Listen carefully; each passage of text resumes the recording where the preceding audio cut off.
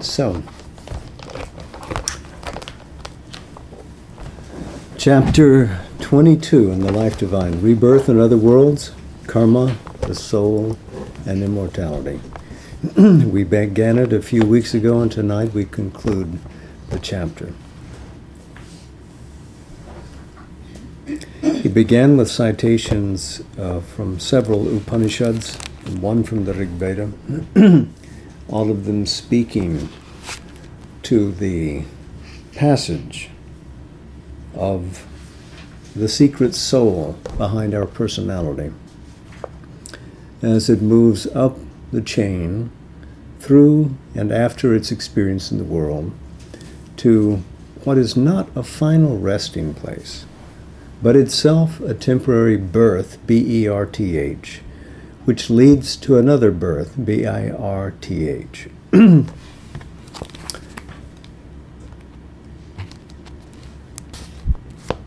The soul is not extinguished by death, but uses death as it uses karma as a machinery for its exploration of the universe. The universe is a real being, a field of becoming, drawn from a real being. And the soul is too a real being, a conscious individual, a droplet of that supreme bliss, that ananda, which was the original motive power of the worlds. So this drop of bliss, the soul, is what persists and uses all the experiences available in the cosmos to grow. And this idea that it is chained to a single personality, a sort of formal structure drawn from the physical base, enlivened by this particular stream of pranic practice, a pattern, and visited by occasional thoughts, all of a certain kind of preoccupation, must be the field and scope of what is the soul, is preposterous. And Sri Aurobindo has been demolishing this argument in recent pages. Yes, there is a vehicle. The vehicle is a body, a life, and a mind at this point. And when we quit the body, we continue on to a life plane. We continue from there on to a mind plane. But what is deposited there is not the soul stuff, but rather those elements that answer to that kingdom. The soul continues to its own resting place. And rebirth occurs when that soul peers out from that resting place and says, "Let me recommence my work. Let me take up my mission again upon the earth." And then it comes again. So Sri Aurobindo is acknowledging that there are stages and stages through which the being passes en route to that resting place, and a return from that resting place is natural and inevitable, because how in the world could we exhaust all the cosmic possibilities with the span of a single human life? We cannot. And our purpose upon earth is to explore for the cosmos all of its richness. So, can we remember our past births? Do we simply file everything that we've experienced into vaults which are kept secretly in the back in a storehouse? Or are they accessible to us? Sri Aurobindo has been arguing that indeed they are experiences and summations of experiences and powers which we have now mastered, which can in some way be potently available to us again. But we are not chained to them because we have much more to do, nor should we be chained to any one personality type that we've experienced. Why must we always be the leader of the world? Can we not be a cobbler? Can we not take up anything which draws the soul's attention and have experience in that too, so that we can have in ourselves a compendium of the vast, to borrow Sri Aurobindo's phrase from Savitri. So, were we to carry all of that forward in our active memory, we'd be choked to death. And so now, he takes up this idea of what it is that the memory of the past means to us. The purpose of rebirth is to return us so that we can continue this eon-long mission to explore the cosmos and reintegrate it with its origin that happens in us, in our conscious being. It's only then that it gets extended into nature more widely. It must happen within us first. So, now he'll discuss why we don't commonly recall our past lives. It becomes at once evident that in this plan of rebirth, the false importance which our mind attaches to the memory of past lives disappears altogether. If indeed rebirth were governed by a system of rewards and punishments, if life's whole intention were to teach the embodied spirit to be good and moral, supposing that that is the intention in the dispensation of karma, and it is not what it looks like in this presentation of it, a mechanical law of recompense and retribution without any reformatory meaning or purpose, then there is evidently a great stupidity and injustice in denying to the mind in its new incarnation all memory of its past births and actions. For it deprives the reborn being of all chance to realize why he is rewarded or punished, or to get any advantage from the lesson of the profitableness of virtue and the unprofitableness of sin vouchsafed to him or inflicted on him. So simply put, if the purpose of rebirth is for us to have learned from our past errors, then we should remember what we did. If it's blocked from our consciousness, why?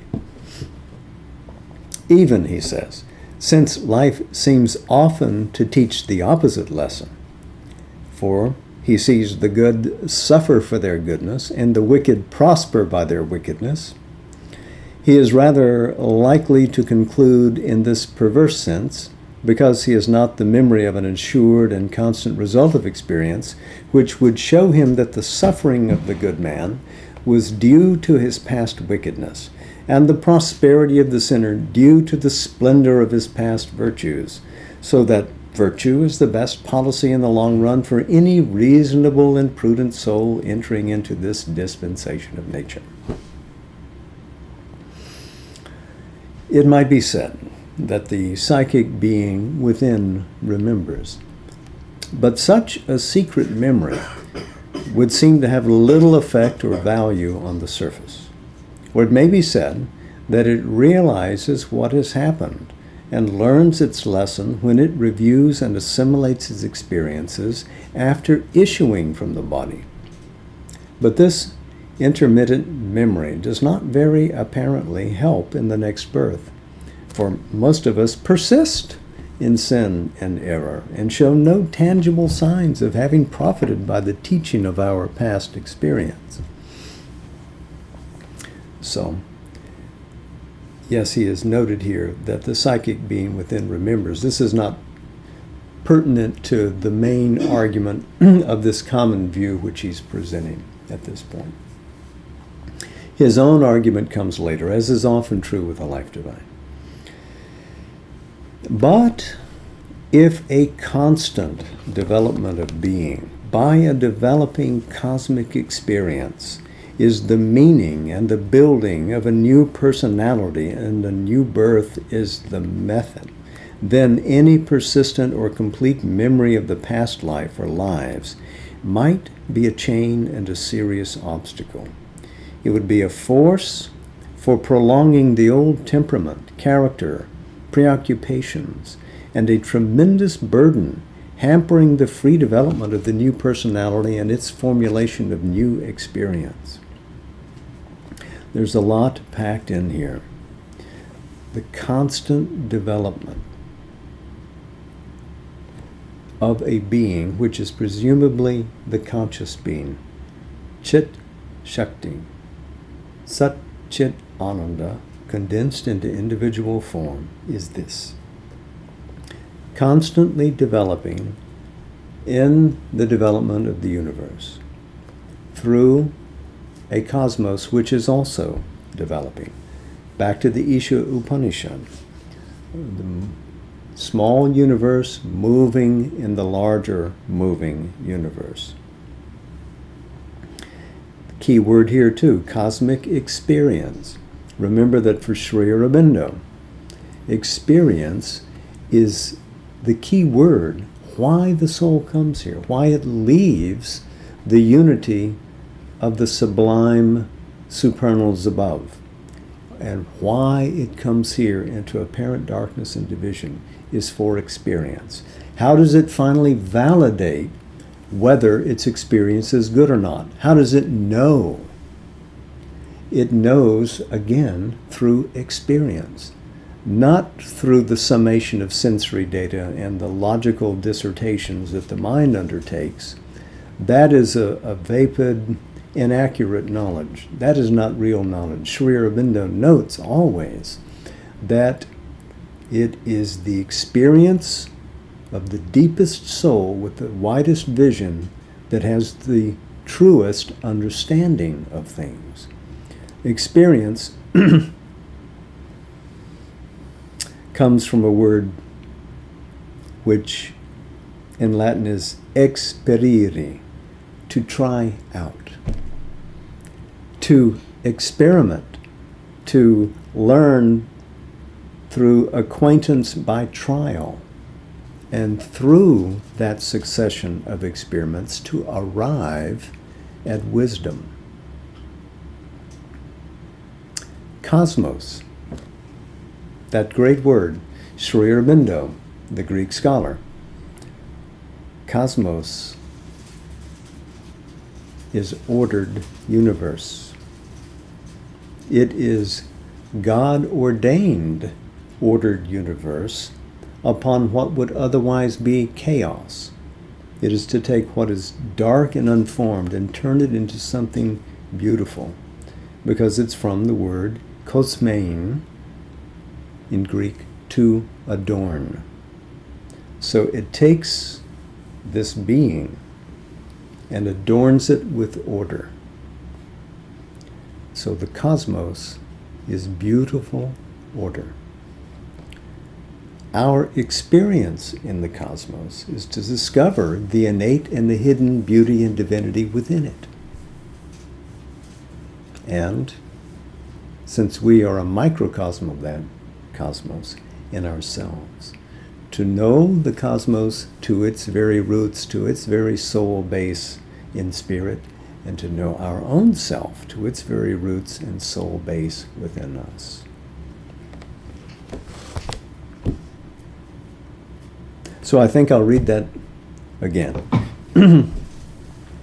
But if a constant development of being by a developing cosmic experience is the meaning, and the building of a new personality and a new birth is the method, then any persistent or complete memory of the past life or lives might be a chain and a serious obstacle.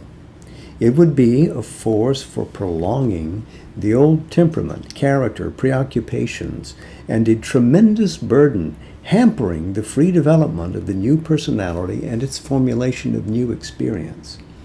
We bother to come back to the world. Why would we want to be chained to experiences and personalities that we've already been through? To simply repeat them endlessly? No. Something new. Something farther. Let's go.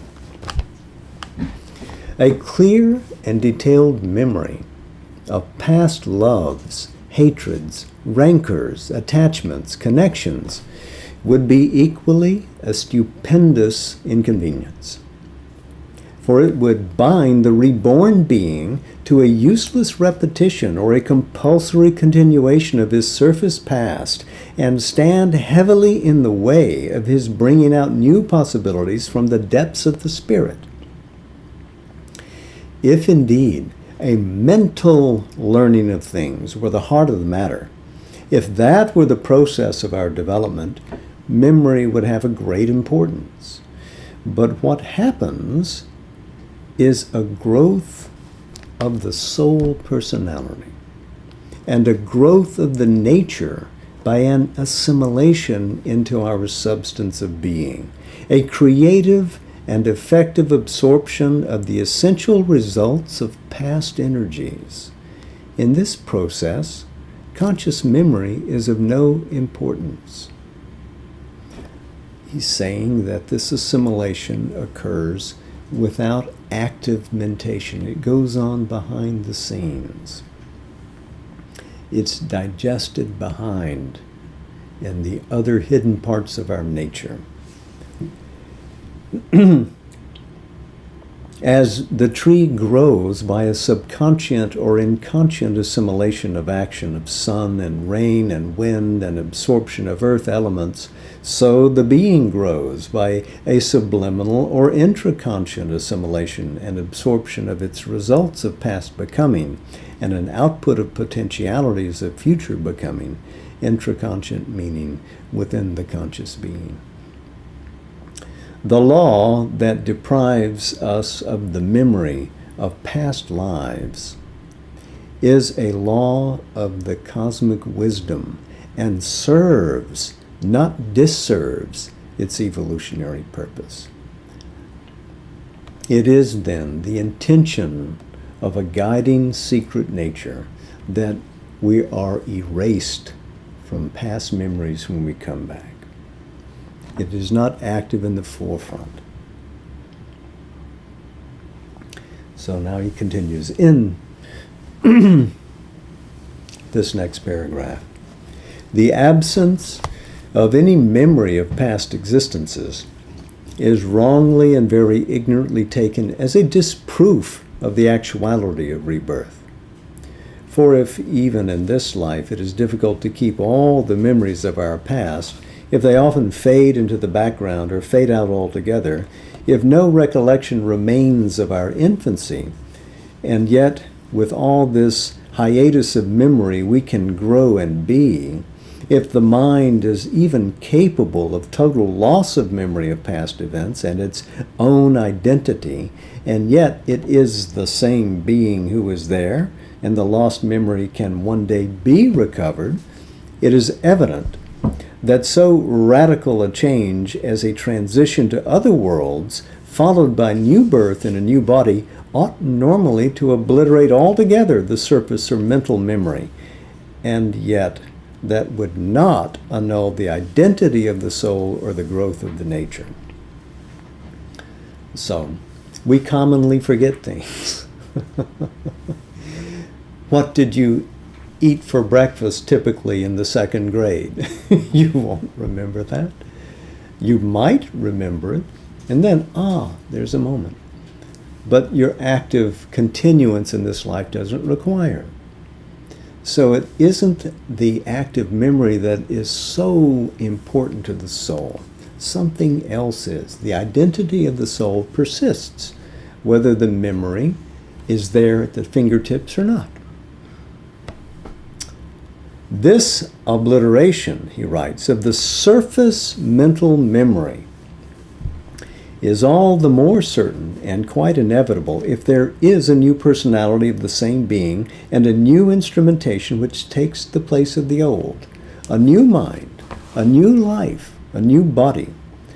The new brain cannot be expected to carry in itself the images held by the old brain. The new life or mind cannot be summoned to keep the deleted impressions of the old mind and life that have been dissolved and exist no more. There is, no doubt, the subliminal being which may remember, since it does not suffer from the disabilities of the surface. But the surface mind is cut off from the subliminal memory, which alone might retain some clear recollection or distinct impression of past lives.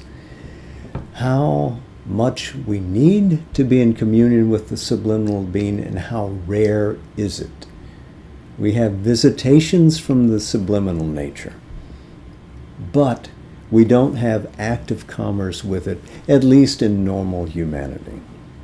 And here we're discussing why a normal person doesn't remember past lives, even though if he were able to penetrate and be in communion with the subliminal being, that past information may be there substantially ready for his perusal. He continues now, this separation is necessary because the new personality has to be built up on the surface without conscious reference to what is within. As with all the rest of the superficial being, so our surface personality too is indeed formed by an action from within, but of that action it is not conscious. It seems to itself to be self-formed or ready-made or formed by some ill-understood action of universal nature. So we don't understand how the secret self is forming this. We have an imperfect understanding. And yet, fragmentary recollections of past births do sometimes remain, in spite of these almost insuperable obstacles. There are even a very few cases of astonishingly exact and full memory in the child mind. Finally, at a certain stage of development of the being, when the inner begins to predominate over the outer and come to the front, past life memory does sometimes begin to emerge, as if from some submerged layer, but more readily in the shape of a perception of the stuff and power of past personalities that are effective in the composition of the being in the present life than in any precise and accurate detail of event and circumstance. All this, although this too can recur in parts or be recovered by concentration from the subliminal vision, from some secret memory, or from our inner conscious substance. But this detailed memory is of minor importance to nature in her normal work, and she makes small or no provision for it. It is the shaping of the future evolution of the being with which she is concerned. The past is put back, kept behind the veil, and used only as an occult source of materials for the present and the future. So yes, there are occasions where we might, especially in the first few years of our life, still have access to previous life memories. And fortunately, with time, that goes. As the personality begins to develop and build and focus on the immediacy of its environment and what its work is meant to do, it loses contact with that and it fades into the background. It remains effectively available to a subliminal being which is capable of mastering that process of rediscovery. But it isn't the first business, which is to move on with this life.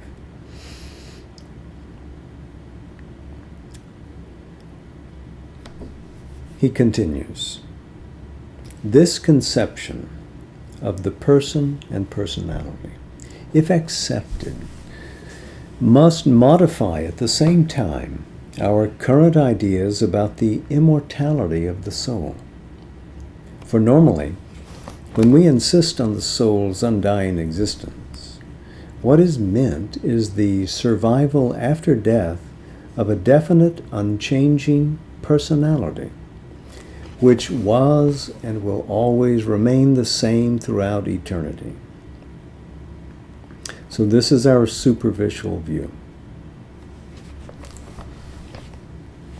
It is the very imperfect superficial I of the moment, evidently regarded by nature as a temporary form and not worth preservation, for which we demand this stupendous right to survival and immortality. But the demand is extravagant and cannot be conceded. The I of the moment can only merit survival if it consents to change, to be no longer itself but something else, greater, better, more luminous in knowledge, more molded in the image of the eternal inner beauty, more and more progressive towards the divinity of the secret spirit. So the personality is normally a term-limited individual.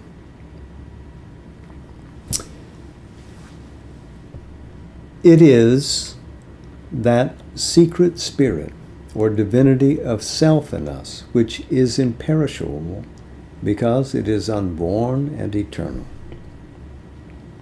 The psychic entity within, its representative, the spiritual individual in us, is the person that we are.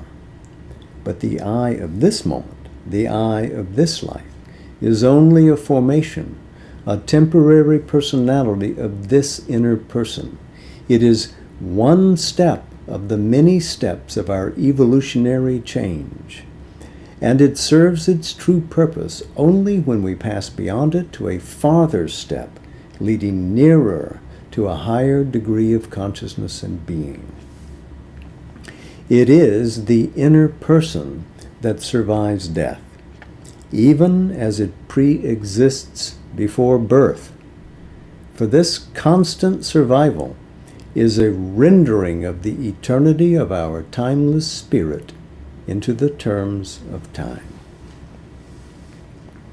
So there's a great deal in the second half of that paragraph. The secret spirit or divinity of self, the psychic entity within, the spiritual individual. So, there is a self. It is the self of this supreme conscious being whose nature is delight that we call Satchit Ananda. It is not merely a transcendent, still, imperishable, stainless existence. It can individuate itself. It becomes universal. And the individual is an aspect of the universal. And that is as the eternal self. What is eternal self? Exhibits itself in time as the immortal soul, evolving and developing from spark to flame to fire, as it grows in power and experience. It becomes one with the cosmos it explores. It is that psychic being, that soul stuff, expressive of this spiritual reality that is the true core of our being. So above, a self, an Atman, an individual aspect of that Atman, the Jivatman, a radiant representation of that Jivatman here, moving in time, the psychic being, Chaitya Purusha, which is our real being. So when he uses these terms compressed like this, we pause to take a moment to unpack it all. So again, it is this Purusha, this person, which survives, and the personality is discarded. The form of the personality is discarded. What was essential or substantial in it is kept in storage, you might say, in the subliminal. Now, forward. What our normal demand of survival asks for is a similar survival for our mind, our life, even our body. The dogma of the resurrection of the body attests to this last demand, even as it has been the root of the age-long effort of man to discover the elixir of immortality, or any means, magical, alchemic, or scientific, to conquer physically the death of the body. So we want immortality for the outer shell of the being that we commonly know and identify with. But this aspiration, he writes, could only succeed if the mind, life, or body could put on something of the immortality and divinity of the indwelling spirit. There are certain circumstances in which the survival of the outer mental personality, representative of the inner mental Purusha, could be possible. It could happen if our mental being came to be so powerfully individualized on the surface and so much one with the inner mind and inner mental Purusha, and at the same time so open plastically to the progressive action of the infinite that the soul no longer needed to dissolve the old form of mind and create a new one in order to progress. Look at the stiff demands for this. But this is what yoga leads us to. The practice of yoga leads us to perfectly individualize a mental exponent of our soul being, a manomaya Purusha, which is conscious and flexible and capable of endless change, if that is what is demanded by the soul, so that it can accompany it on its immortal adventures. Then, this mental being, this manomaya Purusha, this aspect of our person, in a sense, is melded, identified with that psychic being, and can persist. That's for the mind level. Now, he moves on. A similar individualization, integration, and openness of the vital being on the surface would alone make possible a similar survival of the life part in us, the outer vital personality representative of the inner life being, the vital Purusha. What would really happen then is that the wall between the inner self and the outer man would have broken down, and the permanent mental and vital being from within, the mental and vital representatives of the immortal psychic entity, would govern the life. So it's a similar action that would occur for the vital. We're talking about the survival of the vital personality, pranamaya Purusha. It isn't that vitality is ever killed. It is impossible to kill life. Life simply withdraws if it can't sustain itself in a physical being which can't support it endlessly. But it isn't necessary for the vital personality to be dissolved if it is sufficiently identified with the soul, just as the mind can identify with the soul. both mind and life, can exist perpetually in their inner parts as inner presentations in guise of personality of the soul force.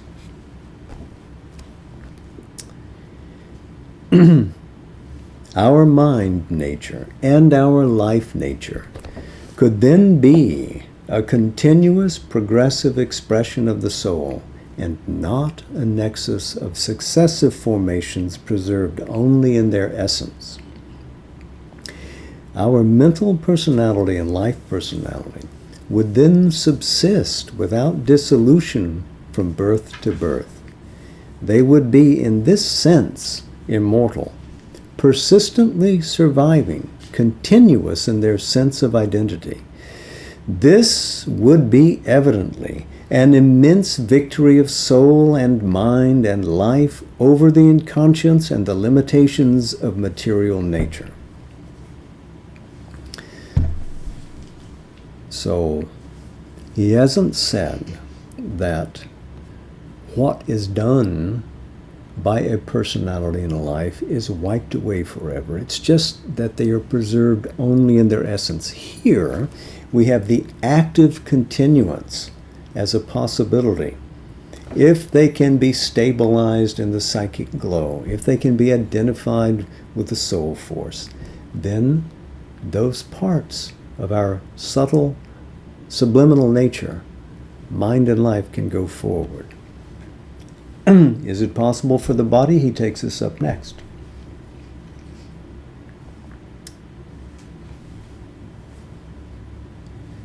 But such a survival could only persist in the subtle body. The being would still have to discard its physical form, pass to other worlds, and in its return put on a new body. Subtle body, because that is the point of integration between Manomaya Purusha and Pranamaya Purusha. They would be connected there, you see. That would be the repository for them. So there is a collaboration of this essential mind, life, and soul, representing a great stride forward and established here in the subtle physical, the Sukshma Sharira. The awakened mental Purusha and vital Purusha, preserving the mind sheath and the life sheath of the subtle body, which are usually discarded, would return with them into a new birth and keep a vivid and sustained sense of a permanent being of mind and life, constituted by the past and continuing into the present and future. But the basis of physical existence, the material body, could not be preserved even by this change. The physical being could only endure if by some means its physical causes of decay and disruption could be overcome, and at the same time it could be made so plastic and progressive in its structure and its functioning that it would answer to each change demanded of it by the progress of the inner person. It must be able to keep pace with the soul in its formation of self-expressive personality, its long unfolding of a secret spiritual divinity, and the slow transformation of the mental into the divine mental or spiritual existence. So we have a footnote. And he says, in reference to the physical causes of decay and disruption, even if science, physical science or occult science, were to discover the necessary conditions or means for an indefinite survival of the body, still, if the body could not adapt itself so as to become a fit instrument of expression for the inner growth, the soul would find some way to abandon it and pass on to a new incarnation. The material or physical causes of death are not its sole or its true cause. Its true inmost reason is the spiritual necessity for the evolution of a new being. So this is a deep understanding of what it means to dissolve the body, what we call death. There is a spiritual necessity involved in it. And only when we provide a spiritual solution to this riddle can we really dispense with death as a means for our passage to a more progressive vehicle. If the body is to survive immortally, it must be infinitely capable of expansion and growth.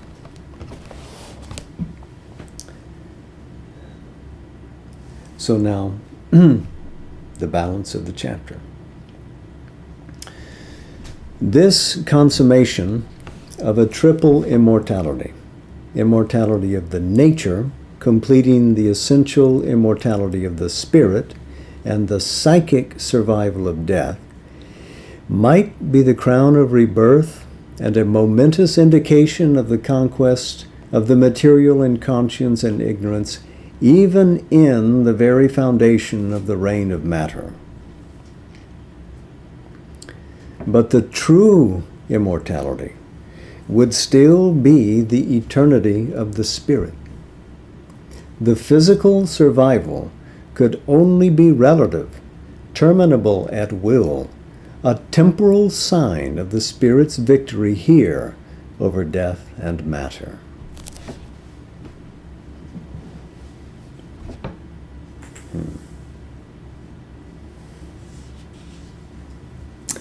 So we come to the conclusion of this chapter. Next week, we begin the last 6 chapters of the Life Divine, all written freshly by Sri Aurobindo for this revised version, to complete and extend his vision. Those are the 6 chapters, of course, upon which the mother so often commented, and I think 2 of the chapters she spent a great deal of time covering in their essence in her talks with the children in the playground, starting in October of 1957. If my arithmetic is right, that's about 60 years ago. So this, to conclude our night, is a section from Savitri. This is from the Book of Fate, Book 6, Canto 2, The Way of Fate and the Problem of Pain.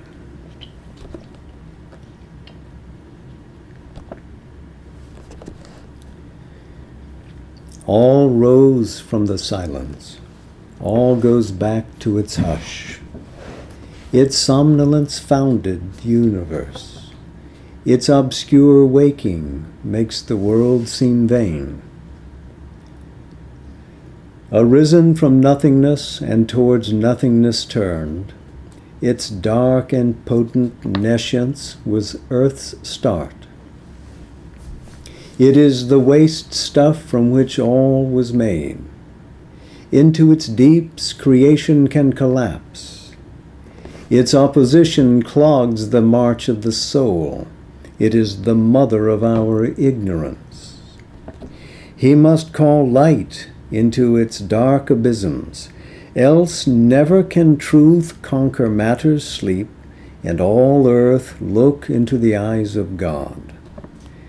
All things obscure, his knowledge must relume. All things perverse, his power must unknot. He must pass to the other shore of falsehood's sea. He must enter the world's dark to bring there light. The heart of evil must be bared to his eyes. He must learn its cosmic dark necessity, its right and its dire roots in nature's soil. He must know the thought that moves the demon act and justifies the titan's erring pride and the falsehood lurking in earth's crooked dreams. He must enter the eternity of night and know God's darkness as he knows his sun. For this he must go down into the pit. For this he must invade the dolorous vasts. Imperishable and wise and infinite, he still must travel hell, the world to save. Into the eternal light he shall emerge on borders of the meeting of all worlds. There, on the verge of nature's summit steps, the secret law of each thing is fulfilled. All contraries heal their long dissidence. There meet and clasp the eternal opposites. There pain becomes a violent, fiery joy. Evil turns back to its original good, and sorrow lies upon the breasts of bliss. She has learned to weep glad tears of happiness. Her gaze is charged with a wistful ecstasy. Then shall be ended here the law of pain. Earth shall be made a home of heaven's light. A seer, heaven-born, shall lodge in human breasts. The superconscient beam shall touch men's eyes, and the truth-conscious world come down to earth, invading matter with the Spirit's ray, awaking its silence to immortal thoughts, awaking the dumb heart to the living word. This mortal life shall house eternity's bliss, the body's self taste immortality. Then shall the world Redeemer's task be done.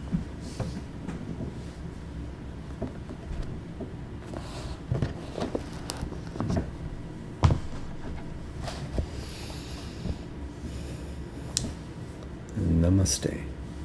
Jai Ma.